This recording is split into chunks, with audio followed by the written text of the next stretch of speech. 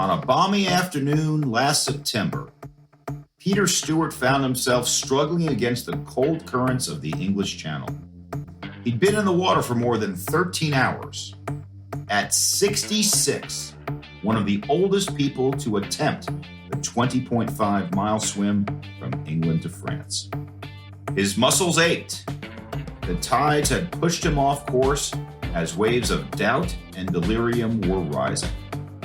It was out there off the coast of northern France that he came upon an unexpected inspiration.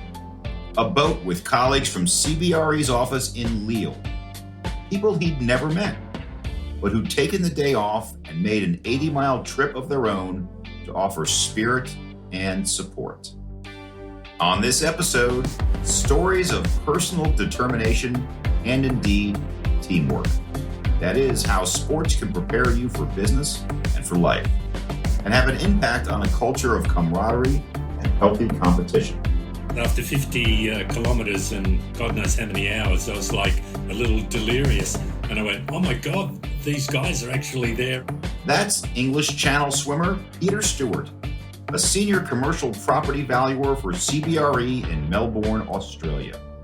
Peter joined the company last year, then completed the daunting open water swim just 6 months later. Now he joins us along with one of those colleagues who came out to rally him ashore, logistics consultant Hugues Levis, who usually focuses on industrial real estate from the CBRE office in Lille, France. It was important for him to see people from CB. And we also welcome another world-class athlete from CBRE's ranks, one who competes on land and sea. When I set a goal for a race and achieve it, it's really satisfying. In the same way, I'm motivated and driven that way even in my job. I like to set goals and achieve them as well. That's Nicole Levenson, a senior marketing specialist in the San Francisco Bay Area and a former college runner who stretched herself to become a triathlete, competing at the grueling Ironman distance, one of the toughest races in the world. We'll learn more about these stories and also hear from other all-star athletes who've appeared on our air to gain wisdom and inspiration from their ambitious pursuits. Coming up, we're spanning the globe to paraphrase that old tagline from Wide World of Sports with the thrill of victory and some takeaway from their feats. The games they play in real estate and beyond. I'm Spencer Levy, and that's right now on The Weekly Take.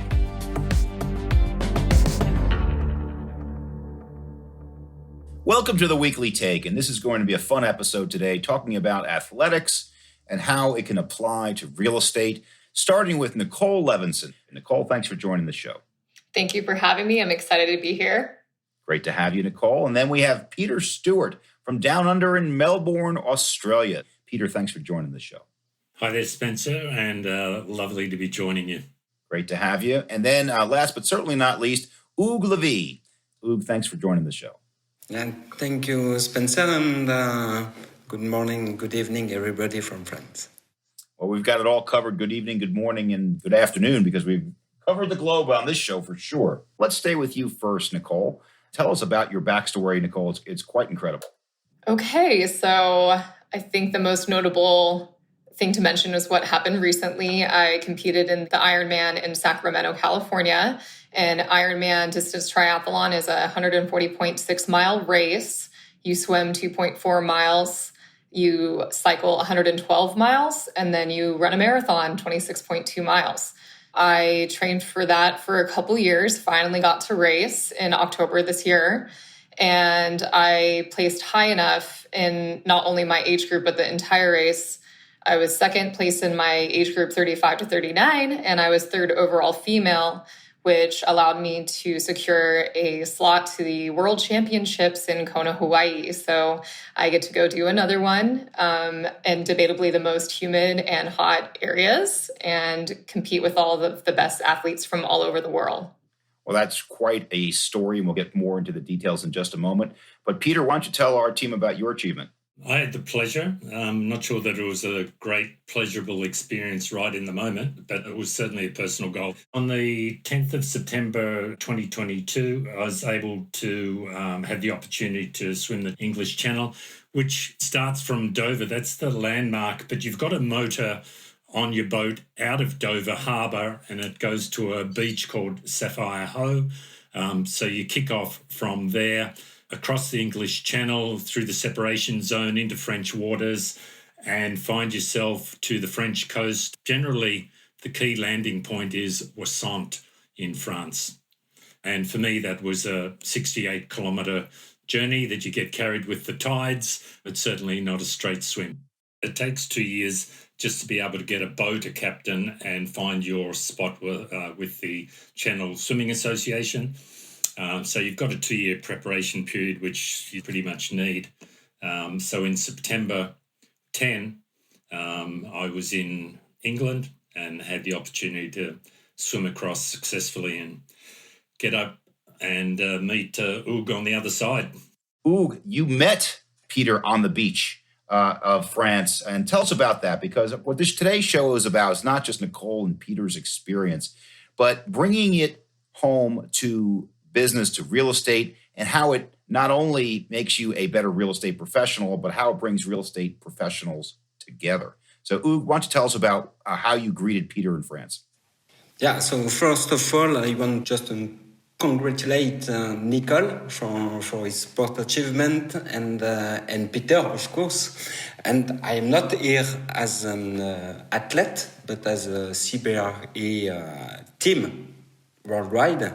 I read the news on the CBRE intranet page, so it was important for me and for my colleague to support Peter, as I know that it is not easy to cross this channel. There is not a lot of people on the side of the road to support you.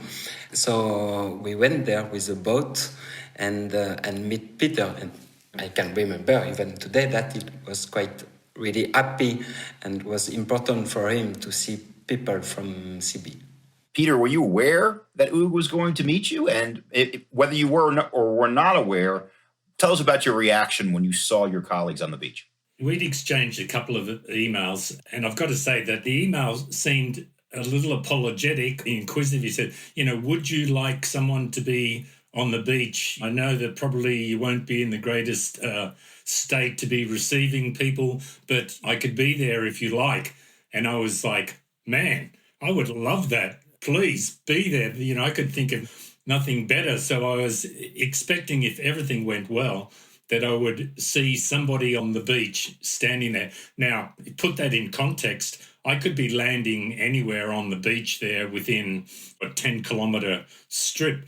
And then so it was up to Hugues also to find me and all of those things. So I'm like 50 kilometres into the swim.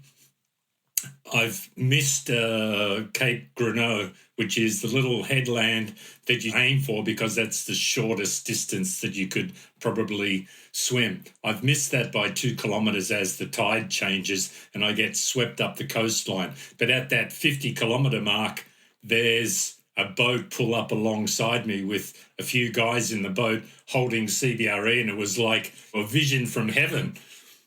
I looked up and I thought, where am I? Because after 50 kilometres and God knows how many hours, I was like a little delirious. And I went, oh my God, these guys are actually there in the water and shouting out to me and holding up CBRE signs. So I stopped and I tried to call out. I'm not sure how great my vocals were. I sort of gave a thumbs up and I said, God, guys, thanks so much for being there.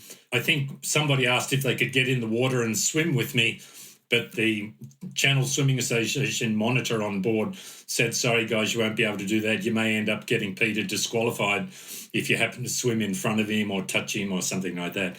So I said my goodbyes, swam on, and a cool 18 kilometres later, I landed on the beach just above Ouessant, and sure enough, there's Hugues standing there with a CBRE board and welcomed me into France, which was just heavenly. Well, that's quite a story. That's quite a story. So, Nicole, let's go way back. Not the beginning of when you were a kid running down the street. But when did you realize that you wanted to be more than just a casual athlete? Well, I ran collegiate track for UCSD Division I for a couple of years. And then after that, I needed to figure out what I wanted to do. I started getting into half marathon running, did a lot of half marathons, pretty much just for fun. I never really placed or anything like that, but slowly got introduced to the world of triathlon through friends and got hooked on it. It's a lot of fun. It's always changing. There's always something. Every race is different. And I worked my way up from the smaller sprint distance triathlons that are very short and worked my way up to an Olympic distance and eventually a half Ironman. And in the triathlon world, eventually you just do an Ironman. Not everybody does, but it feels like once you get more serious, you should try one. So had to wrap my head around that and decided, let's go for it. I originally wanted to do one in 2020 before I signed up in 2019. And in 2020, obviously, races happened. So I signed up for 2021 Ironman California. That year happened to be a historic rainstorm, like cyclobomb and atmospheric river. And of course, they canceled the race in October 2021. So I deferred to 2022. So I kind of felt like I trained for this race for almost like 4 years. What event did you do in track at UCSD? I was what's called a mid-distance sprinter. I ran the 400 meter and the 800 meter. And how'd you do in college? I feel like it was so long ago, I don't remember. I wouldn't say I was anything special. Like I made the team. I don't feel like I was the most talented athlete, but I have the heart and the drive. Let's look at it this way. You were a college D1 athlete. That's a big deal. But you may not have been at the elite level then. But look at you now. You are at the elite level now. And it shows the power of perseverance, that you don't necessarily hit your peak when you're in college. You may hit it much later if you stay with it. Is that the message that you tell our listeners? Yeah, I actually did revisit. I revisited running track meets again in my 30s just for fun. And I was totally scared. I was racing against collegiate athletes. And I actually beat all my college times in my 30s. I was 18, 19 running track. And I didn't really show much improvement. And then in my 30s, I crushed my 800 time by like 8 seconds, which is big for that race. So you don't know if you don't try. Well, it's like you just keep showing up, don't you, Nicole? Just keep showing up and it starts to happen. Definitely. Peter, let's talk about your backstory. Obviously, swimming the English Channel was a lifetime achievement, but you started as an athlete much younger. Tell us about that backstory. Yeah, we've got a pretty sporting family, and my dad was a top cyclist, Australian champion. So I figured I had some reasonable genes. My dad got me into swimming early on. And then triathlon also came along when it was just starting. I'm a little bit older than Nicole. So right in the early days when triathlon just kicked off, this was the next progression. I'd been a runner, I'd been a swimmer, and my dad was a cyclist. I went, wow, gee, I might be able to put all of these together. I might have something special or be able to do it. So, yeah, I got into it and progressed along the same lines as Nicole was describing. Ended up in Ironman, went to Kona, Hawaii in 1989, a few years ago now. It was the race of a lifetime, totally. But then as you keep competing and getting older, your body parts start to fail, injuries, which is one of the biggest things that hold you back. So hip replacement and different things. So I thought, what can I do next? Had to give away the running, then I had to give away the cycling. So I thought, I've still got my swimming. So it's still just a matter of immersing yourself in whatever you can do. I mean, when you've got that drive or attitude, your sport becomes a bit of a lifestyle.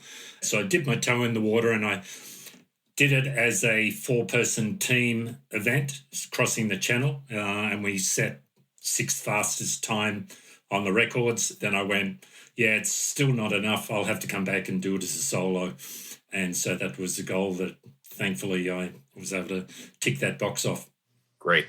Well, the episode today obviously has some unbelievable stories from Nicole and Peter and their backgrounds, but we really need to bring it back to how sport relates to your job and your career and work with your teammates. So, Nicole, tell us about how you're able to, first of all, manage the time commitment of being a world-class athlete with the work that you do and how it influences the work that you do. A big part of it is time management.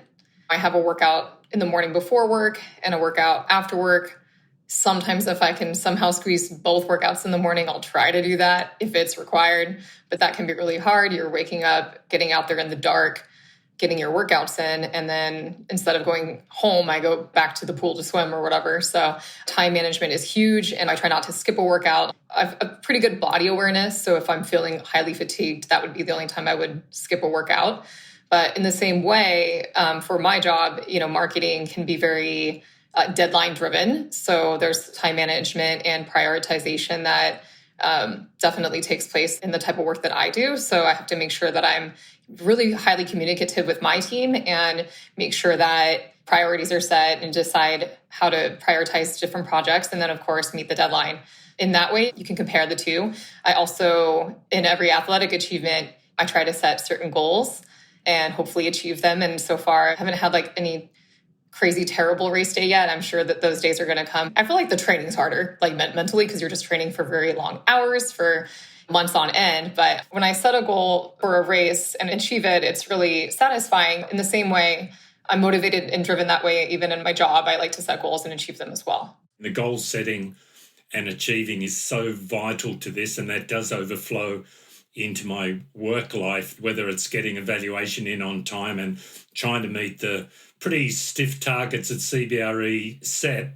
You want to still achieve those goals. So you're really a balancing act. You're on a scale. You've got your sport and that fatigue on one side of the scale, and you've got the job that you've got to get done, your training, your work life, family, throw all those other things in the mix, and you've got to be able to stand up and meet all of those. But definitely that level of motivation and meeting targets plays a major role. Peter, last year we had a guest on the show. Her name's Laura Clark. She's the CFO at Rexford Industrial, which is one of the largest industrial REITs in the U.S., certainly the largest in Southern California. She appeared on the show the day after she literally ran a marathon, and she used a term. She called it, quote, embracing ambition. Even throughout my career, people have asked, as a woman, how do you balance and how do you deal with obstacles? And I've always said, I actually don't think I've faced obstacles. And it's not that I haven't faced them. I think it's all about our mindset and how we perceive them. And having a growth mindset is so important. And I think that served me well from a career perspective. And I think it served me well as a marathoner. And I think it serves me very well as a mom. What that means is that I'm constantly taking whatever those obstacles are, and I say, I'm going to take those obstacles and turn those into opportunities. And I've always looked and said, you know what?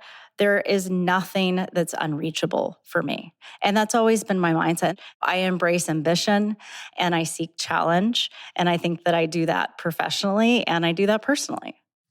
What do you think about that, Peter? Embracing ambition. Yeah, I think it's a mindset. I haven't heard that before. It's pretty interesting. People that are doing these things, and I mean, you get a very broad mix of people running marathons because there's all sorts of time frames, and there's people that will even walk in, but they've got the goal, they've achieved the goal and a great goal at that. So I think it's something that's in the DNA of those people, and it really doesn't matter what you're doing. As soon as you talked about embrace, I thought, embrace the pain, because there's certainly something about embracing the pain with a lot of this. And sometimes I wonder, am I just a pain junkie or something? Because some of those training sessions can certainly be painful. But you end up pretty sharp at the end of it, and you look at life in a pretty sharp way and embrace a lot of life. I mean, with the training and that training regime, you feel pretty good once you've got through your recovery. That first swim in a pool, when you dive in, those first couple of laps, you go, my God, this is just sensational. But you would never get that feeling until you've done the training, those rewards. And sometimes I feel not exactly sad, but you go, gee, what are other people missing out on by not doing this? Let's ask a few more just very nitty-gritty specific questions of how do you do it? Nicole, why don't you tell us first about nutrition? What do you do so that you have the capacity to act at the highest levels? This year, I might actually try to work with a nutritionist, but I haven't worked with one up until now. I feel like I know how to eat healthy and how to fuel right. I eat a lot of vegetables and protein, but because we're doing such high volume, I eat mac and cheese, I eat pizza, we eat the fun stuff too. Breakfast burritos, highly caloric and carbo and protein intake. I just make sure I have small snacks throughout the day. The main goal is just to be properly fueled for your next workout. And then depending how long the workout is, you actually might need to take in nutrition while you're working out too. So if I'm looking at my training schedule and plan, I'll know ahead of time whether or not I'm going to need like an extra bottle of electrolytes along with an extra packet of food for calories to make sure I get not only through the workout, but get through it feeling strong as well. Peter, one, what'd you eat prior to going into the channel? Second, what'd you eat while you were in the channel? Because you had to eat while swimming, which is, I'd love to know the logistics of that. And the third is technology. What'd you wear, Fitbit or otherwise, that helped you get through the swim? Yeah, with on the food side, certainly two sides of the coin there. When you're out of the water, certainly following a lot of what Nicole was saying, you want to eat healthy, but my coach also wanted me to put on like 4 or 5 kilos in preparation for the channel swim because they just want you to build up the body fat to deal with the colder conditions of the channel. I wasn't able to meet that. In fact, I found myself losing weight every day as training intensity picked up. I was just burning off more and more body fat and reducing my weight. So it was a bit of a concern. So during the day, I was eating almost everything and anything, but keeping an eye on the value of what I was eating. Certainly a lot of different vitamins. I was working with a nutritionist that I was seeing about every month, blood tests and that, and doing all the readings, which was great because he was able to pick up on small things. So all that was looking good. But the other side of it is in the water, you're basically limited to liquids. So I'm on electrolytes that have got a carb base to them. In the channel, the feeds were every 30 minutes. I've got special containers. They're on a string. They get thrown out to you. You pump that into yourself as quickly as you can and get on with a swim. I think I had, every 30 minutes in the water for 15 and a half hours. So there's 30 odd feeds. And you want to get those done within 10 to 20 seconds and just keep moving. But 7.5 hours of the swim was in the night. It was absolutely pitch black, both in the water and out of the water. And I found myself fumbling around for my feeds because you actually couldn't see what they'd thrown into the water for you. You practice all these things in advance, even your night swims, because you don't know what your time slot's going to be in the channel. So you've just got to be ready for everything. Technology, pretty important, really, for me, and I'm sure Nicole's going to have some good things to say on this. I wear a Garmin 924 model that pumps out lots and lots of information, which you tend to only get once you're out of the water. But I'll get my number of strokes, I get, my time per 100 meters, the water temperature, all of your splits per 500 meters. There's a huge amount of information, distance per stroke, heart rate, obviously your speed and the distance that you've swum, resting heart rate, it just goes on and on. You can extract a lot of information from the technology. And I do fall back on some of that stuff because technique in the water is vitally important. I also use a Garmin watch, both for the swim and the run. It gives me all those same statistics, data points, as Peter mentioned. And then on the bike, I have a Garmin bike computer that just sits on my aero bar, so I can see a lot of statistics from that. And I have Garmin pedals, which have a power meter that can tell me how much power I'm putting into the pedals. That actually played a huge factor in my race at Ironman California because we had a really serious wind factor on race day. We had a constant 20 mile per hour winds with like 30 to 40 mile per hour gusts. So at that point, I didn't care about my speed. I cared about my power. If I was holding a specific number of power, I knew at least it was going to put me in a certain position and I didn't need to worry about my speed because everyone's going to be slowed down by that headwind. not just me. So that was really helpful in that race. And then on the run course, I used my Garmin again, and that, gives you your mile splits and everything like that. And I really just use it as I just peeked at it every mile just to see if I was still on pace and to see how I felt. But I don't feel like I relied heavily on the Garmin watch when I'm running, because it's really hopefully body awareness. You should know if you're running out of your threshold or not. You can literally feel it all over your body. But back into nutrition, I've taken about 300 to 400 calories per hour on the bike while cycling. Real food packets, about 180 calorie food packets, and then a really concentrated liquid form called Hammer Perpetuum that I was constantly hydrating with. And then on the run, you move over to more liquid type fluid, Goo Roctane gels, and I took one of those every 4 miles religiously, and then one that had a little punch of caffeine in it towards the end of the marathon. Gotta love that coffee, hey, Nicole? Yeah, it really works. Even I had a bit of some caffeine hits in my liquids for the swim. There you go. Well, Hugues, while Nicole and Peter have world-class athletic achievements, it takes a village, it's teamwork, and there's ways that people that are not getting in the water, getting on the bike, running, can be inspired and become better professionally by being associated with them. And I think you've proven that by meeting Peter on the beach. But tell us how your team reacted to Peter and how there may have been some long-term positive impacts of that experience. Yeah, I think that everybody in our office was involved and understand our position and our goal to meet Peter. So I just think that it is important for us in France to be part of this. I just want to say that what Hugues did was a lifetime experience for me. I'll remember that for the rest of my life, and it'll be totally mixed with that experience. What he did is part of my swim and part of the success of the swim, and that I will never forget. Trust me, Peter, that we are happy to be part of this success for you. Well, that's the very definition of camaraderie, the very definition of culture and teamwork. So that's a wonderful way to look at it.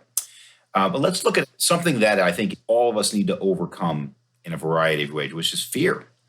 And I'll be very honest with you. A lot of our listeners say, there's no way I could get in the English Channel and swim. There's no way I could do the first 2.4 miles of the Ironman because it would scare me to death. Not only with respect to the potential for wildlife, but also in the Ironman, you have hundreds of people kicking right around you, and that's dangerous. So, Nicole, tell us if there was any fear factor there and how you might overcome it and how it might apply to the workplace.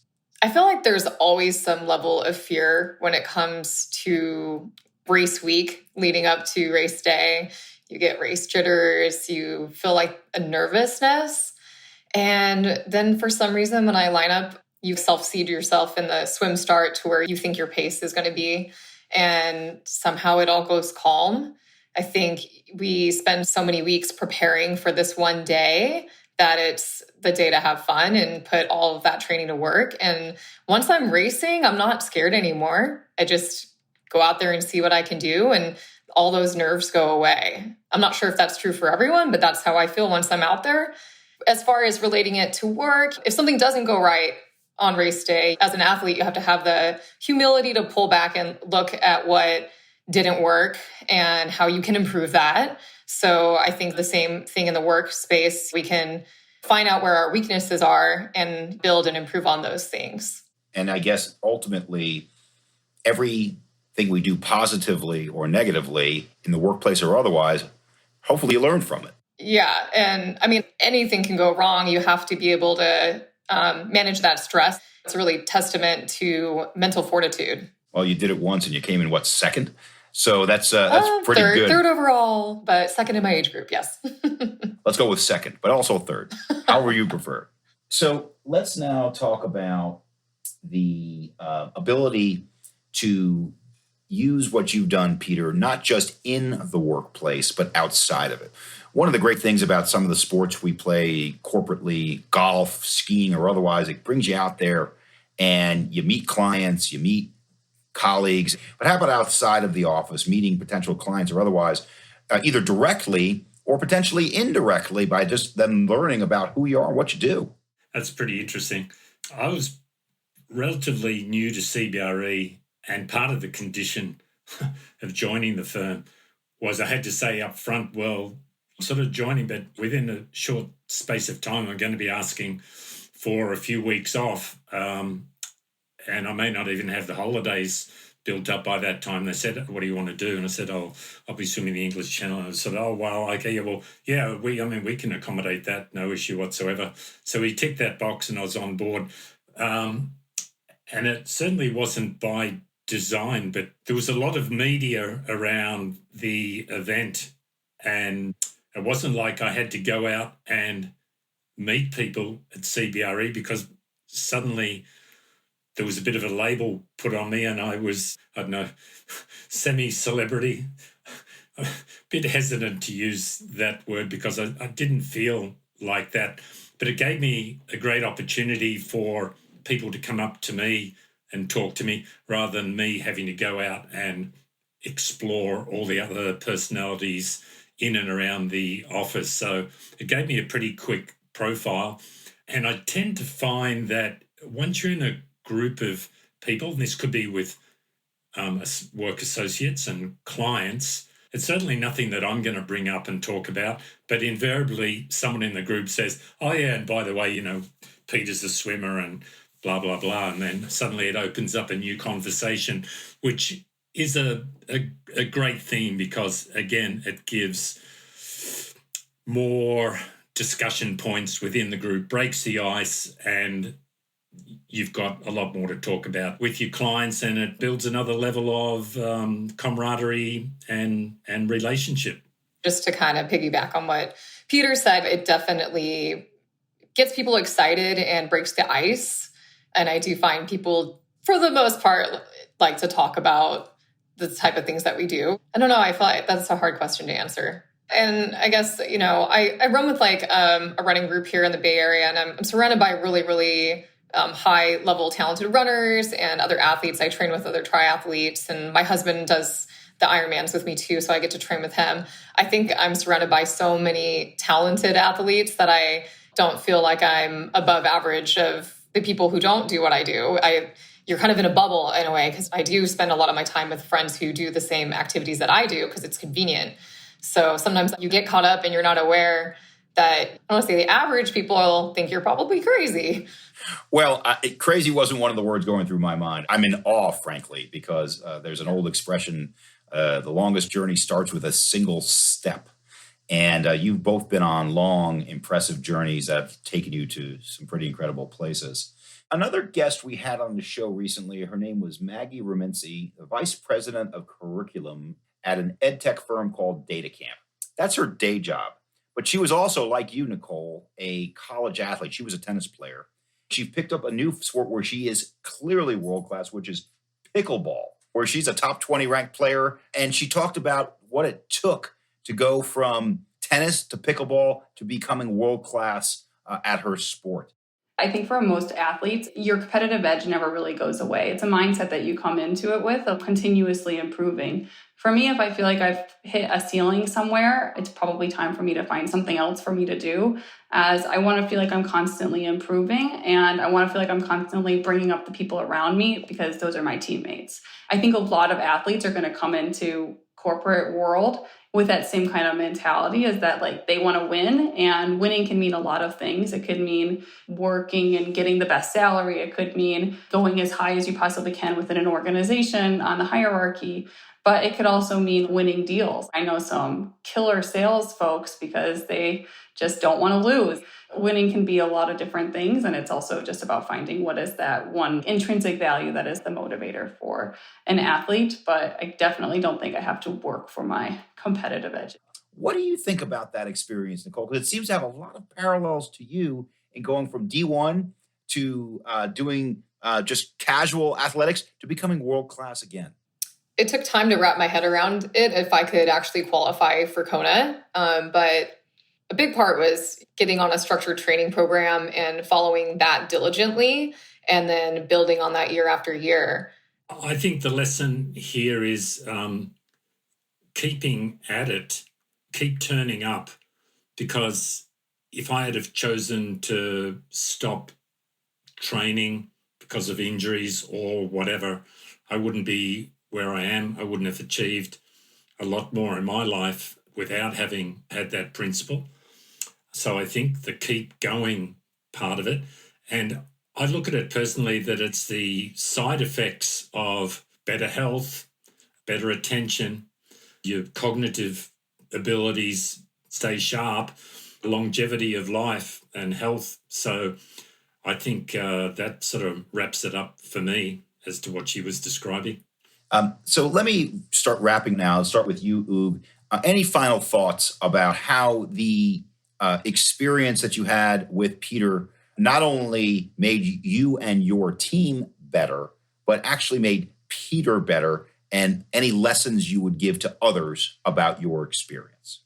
It is not easy, but maybe it is. You can find unexpected support anywhere you are, anytime, even if you are in the middle of the channel or anywhere. I think that you can find support. Well, I think the lesson there, putting it in my own words here, is you have your own individual pursuits, but there's more people here to support you than you think. Peter, any final thoughts from you? Lessons learned that you'd like to impart on our listeners to really not only achieve what you did on the English channel, but balancing work and life? For our listeners, it's certainly not to be overwhelmed by what I've done and Nicole has achieved, because there was a starting point for me and also Nicole, and it could be a 25-meter swim or a 15-minute walk that develops into a run.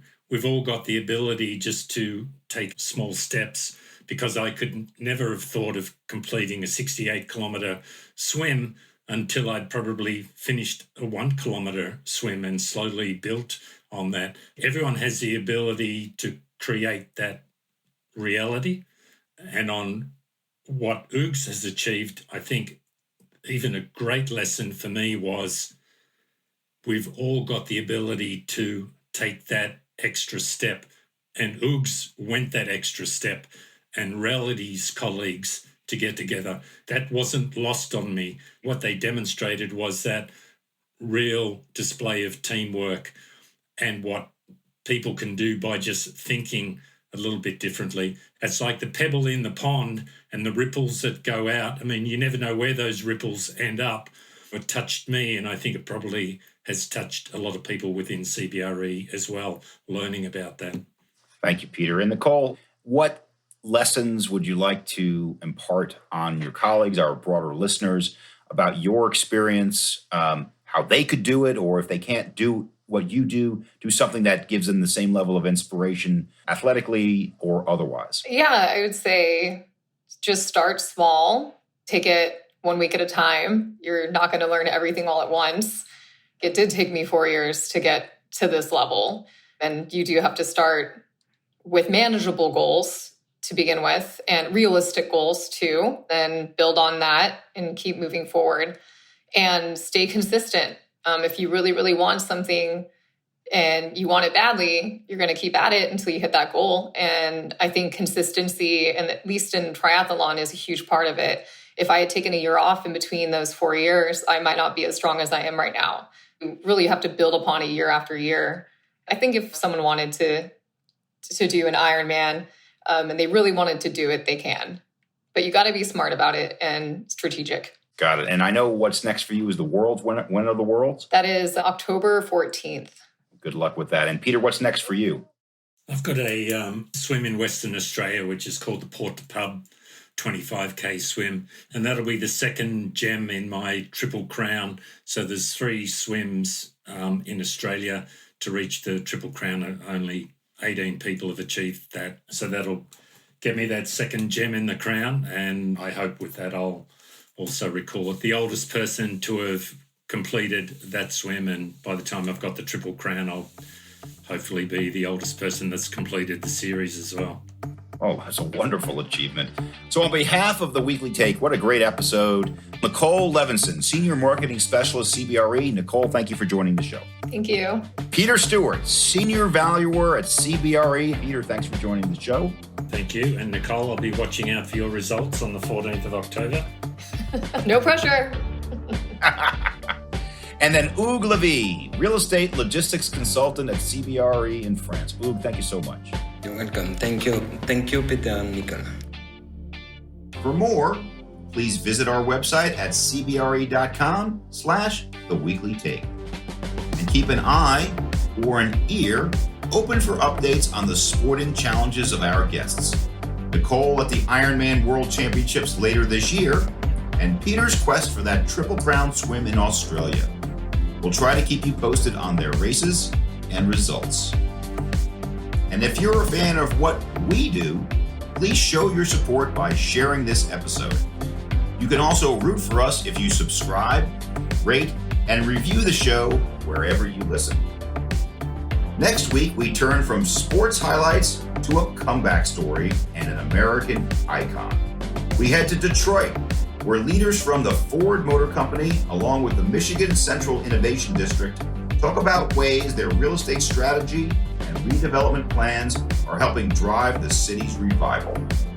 For now, thanks for joining us. I'm Spencer Levy. Be smart, be safe, be well.